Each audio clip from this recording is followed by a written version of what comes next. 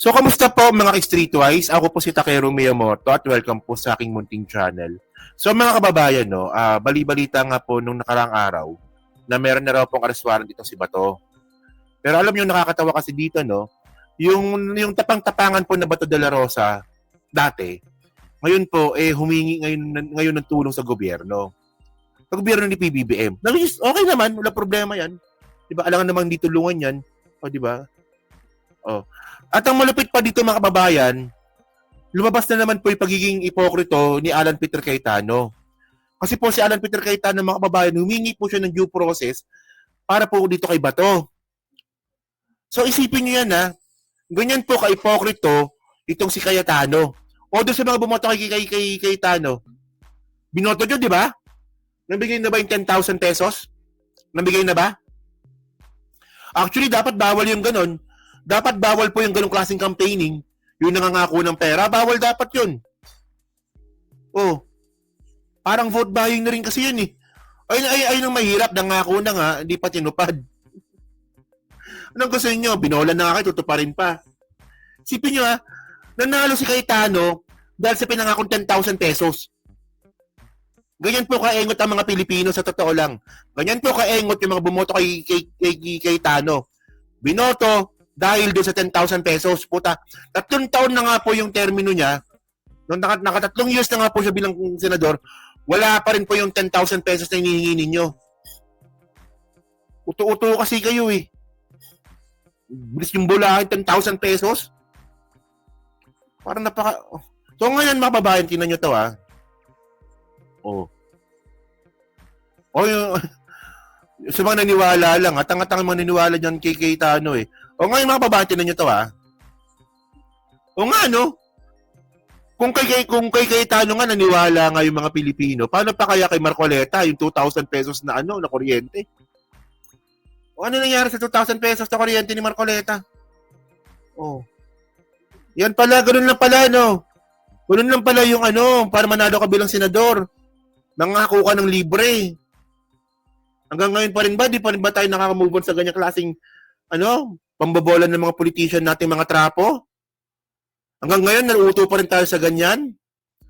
Kasi kung hindi tayo uto-uto mga kababayan, dapat di na nanalo yun sila Marcoleta at si Cayetano. Di ba? Tama naman, di ba? Ito kayo rin, di naman namin binoto si Cayetano at si Marcoleta.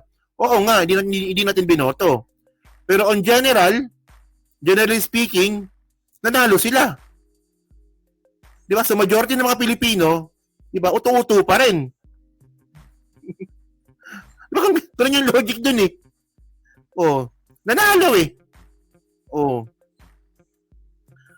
O, tinan nyo to ha. O, kita nyo ha. Nung una, sabi nga po ni Bato, tapang-tapang ni Bato. O, hindi ako takot sa ICC. O, sasamahan ko si Digong sa ICC. O, biglang ngayon, biglang kambyo. O, De La Rosa hopes government will uphold rule of law amid ICC arrest warrant reports. Oh. Ngayon ang inaasahan ngayon ni Bato de la Rosa na siya daw po dadaan sa due process. Dadaan daw po sa due process si Bato. O, di ba? Speaking of due process, dapat mabigyan ng due process si Bato. Ayan ang pinakatanong natin dito eh. Dapat ba talagang bigyan ng due process si Bato? Well, karapatan niya yun. Kasi lahat naman tayo may karapatan sa due process. Pero siya ba, dapat ba siyang bigyan? Puta, paano yung mga pinatay ninyo dati? Paano namin malalamang addict yan kung pinatay nyo na? Di ba? Kung yung logic nyo naman dito nung tokhang, mga addict yan kailangan patayin, paano namin malalamang addict yung mga yan kung pinatay nyo na? Paano kung hindi addict yan? Buhay pa rin pinag-uusapan natin dito. Di ba? Oh. Puta, due process para sa'yo. Pero yung due process doon sa mga pinapatay mo, paano yon? Oh. De La Rosa says if the report are proven true, they expect the Philippine government, si PBBM daw, no? They expect the Philippine government to ensure that any action taken will be consistent with the Constitution and the country's judicial process. So, due process nga. Oh. Pero ito ito yung sinasabi niya nung nakaraan eh. Ito ngayong taon lang to ang yabang-yabang niya dito. Ano yung sabi niya dito? Ito to. ka nangangamba dun sa pagpasok ng ICC sa bansa natin? Hindi ka ba natatakot? Hindi ako natatakot. Bring it on. Senator, to this day, Bring it on. wala po po kayo natatanggap na invitation natin? Wala. Because last time we spoke to you, sabi niyo po, ay yung Di daw siya natatakot. Oo. Pero, dapat may due process. tanggapin yung tawag. Samantalang na panahon ng tukhang mga kababayan, binalot po nila ng takot ang buong Pilipinas. Adik man o hindi. Alam niyo, no? Alam niyo, sa totoo lang. At, siguro naman meron tayong kilala. Or kilala natin na nabiktima ng tukhang. Siguro meron naman ganon. Ako po kasi mga kababayan, nakausap ko po sila. Nakita ko po sila harap-harapan. Saan ka nakakita mga ka-streetwise, no? Na yung lalaki may hika. May hika na nga mag-a-addict ka pa. So, ang sabi ng asawa, hindi talaga siya addict kasi may hika yun, palagi sa ospital.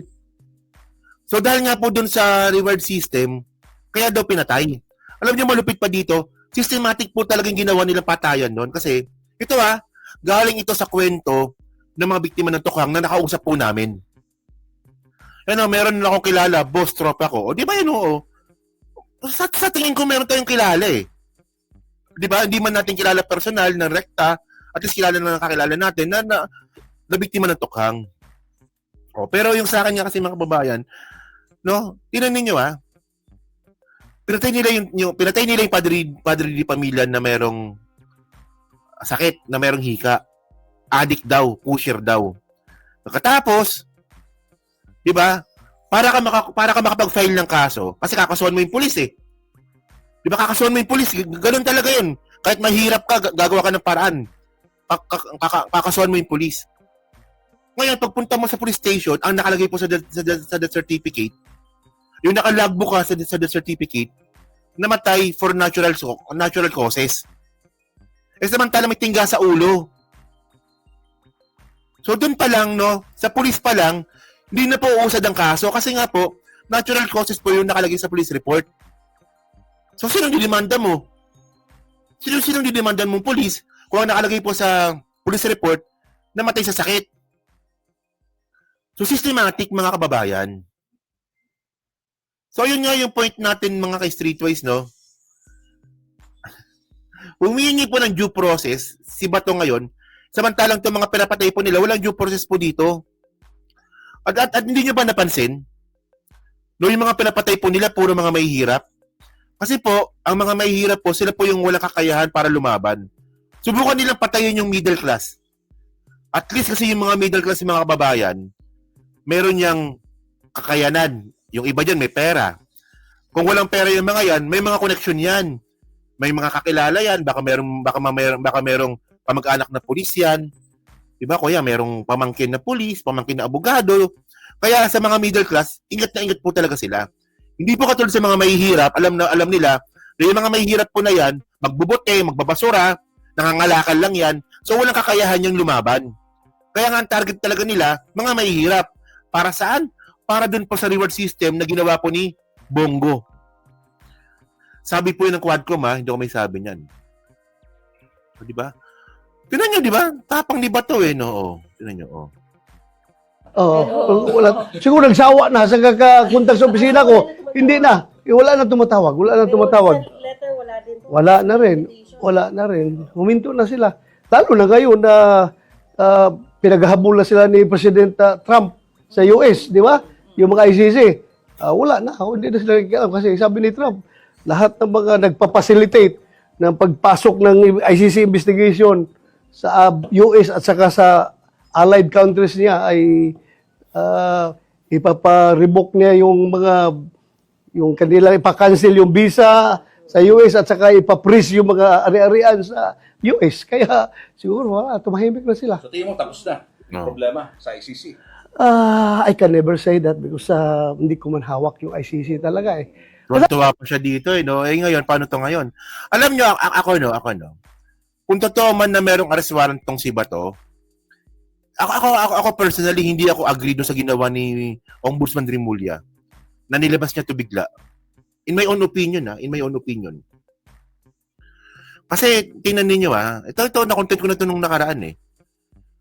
Nung si Duterte nga po inaresto, naging successful po yun. Kasi nga po, ginulat nila si Digong. Umuwi ng Pilipinas, may arrest warrant na pala, walang nakakaalam. Pero ito, no, itong kay Secretary Boying Rimulya, hindi kay Ombudsman Rimulya, in the first place, hindi niya naman ito jurisdiction. Pero siya pa nagsalita, no, na hindi ko alam kung anong klaseng strategy itong ginawa ni Boying Rimulya, pero medyo na-bullshitan ako ng konti, no. Pero by the way, mga kababayan, no, tinan nyo to. Okay. So, ito si Cayetano, punta na si Cayetano, no. Nag-post si Cayetano. 2 days ago pa pala to, no. Saan na ba yan? Ito. O nga, dapat DOJ dapat nagsabi. Alam nyo, ano, may ganyang ugali si Rimulya, eh. Si Boying. May ganyang ugali si Boying. Naalala nyo nung kay Bantag? Di ba? Nung may press con sila kay Bantag, na wala pang kaso si Bantag, no? Pero sabi ni Boying Rimulya, Bantag, sumuko ka na. Sabi ni Rimulya nun. Nataka nga ako nun, eh. Ba't nyo pasusukuin? Wala pa namang kaso. Di ba? Pag sumuko yan, di ba kapauwiin pa ng pulis yan? Di ba? Naalala ko yan, eh, nung kay Bantag. O Bantag, o may mga ebidensya na laban sa'yo, sumuko ka na. Susukuin mo, wala pang kaso. O ngayong nagkaroon ng kaso, nagtago na. O parang,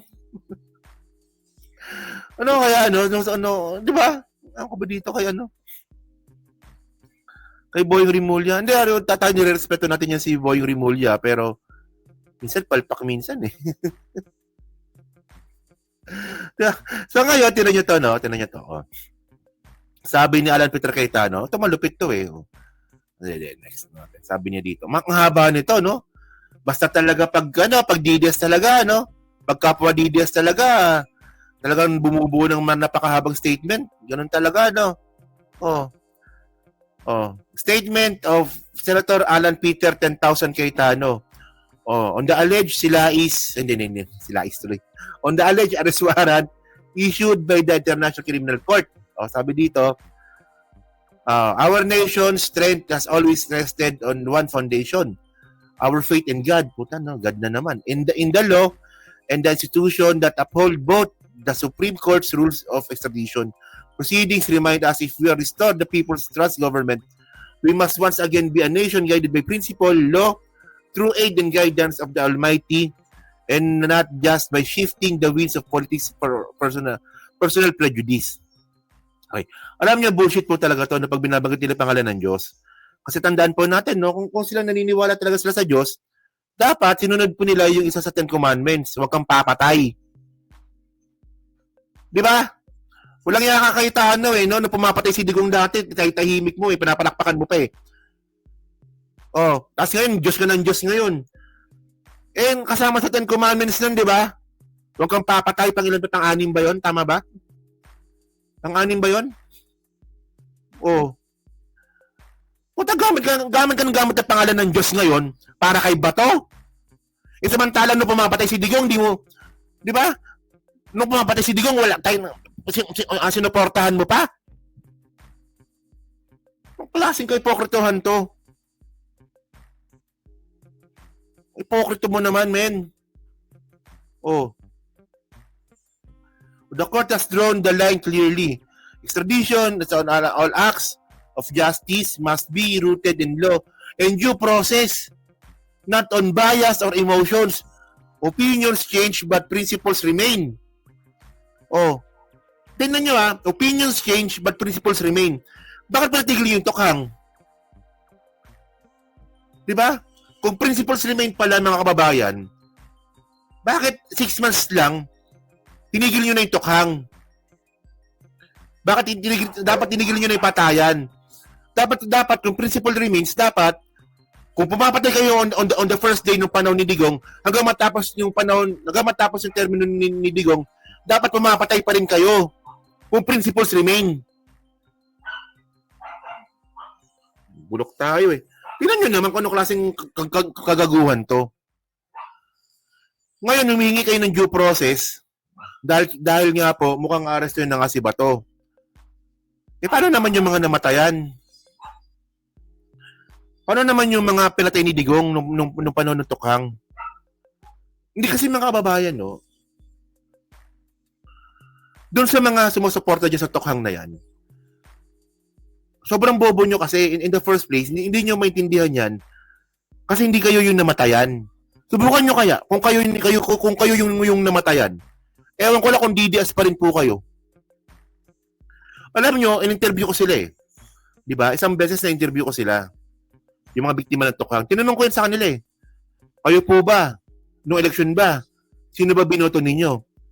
Mga maka-Duterte po sila. Kasi nga po, umaasa sila ng pagbabago. Pero ending, hindi naman pala adik yung mga kamag-anak nila pinatay ni Digong. So nabudol po sila. Matindi sa kanila. Umasa na nga, pinatay pa sila. Ayan po yung hindi ko makuha sa mga bobong mga DDS eh. Kung bakit patuloy silang sumusuporta kay Duterte eh. So, sa tingin nyo ba, ano yan? Parang pumapatay lang ba ng aso? Ganun ba yung sa tingin niyo yung Tukhang? Para pumapatay lang ng aso? By the way, mga kababayan, ang point natin dito, no? Well, si Bato de la Rosa naman kasi, meron siyang karapatan sa due process. Lahat po ng tao may karapatan sa due process. Pero, in my own opinion, it's very sad to say, na si Bato mukhang ang hirap ibigay sa kanya nun. Ang hirap ibigay kay Bato yung due process na hinihingi niya. Kung in the first place, siya mismo lumabag sa due process ng libo-libong mga Pilipino. Di ba? So yun mga kababayan, no? So kayo po, no, nung masabi nyo nga po dito sa katarantaduhan pong statement na naman po ni Cayetano at saka ni Bato de la Rosa na sila po ay humingi ngayon ng due process. Yeah. So ano bang gusto ninyo? Kasi tandaan nyo mga ka-streetways, no? Meron dalawang proseso para huliin si Bato eh. Yung surrender at saka yung extradition. Pag surrender mga kababayan, uhulihin si Bato, dadamputin si Bato, dadalhin sa dahig. Pinakamabilis po yun. Surrender yun eh. Pero pag extradition mga ka-streetwise na mangyayari dito, dadaan sa korte ito. Ganon. Dadaan sa Supreme Court po ito, dadaan sa DFA po ito. So sa tingin nyo ba, ano bang mas maganda dito? Surrender o extradition? Ay, nakayo ko ba? Ay, akala ko ba gusto ni Batong makasama si Digong sa ICC? Ito na yung pagkakataon mo. Puro kayo katangahan eh. So yun mga... sorry. So yun mga streetways, no? So kayo po, no? Ano pa masabi nyo nga po dito? Sa topic ngayon natin dito tungkol kay Bato, tsaka kay Bato, tsaka kay Alan Peter Cayetano. Yan. So pa-comment na po sa baba at binabasa ko pong lahat. And syempre, yan po sa Team Replay. Pa-like, pa-subscribe. Di na makalabisan. Pa-share na rin po ng video po na to. Okay? So, thank you mga ka-streetways. No? So, syempre, maraming salamat sa inyong lahat. Kita na lang ulit tayo. Baka bukas.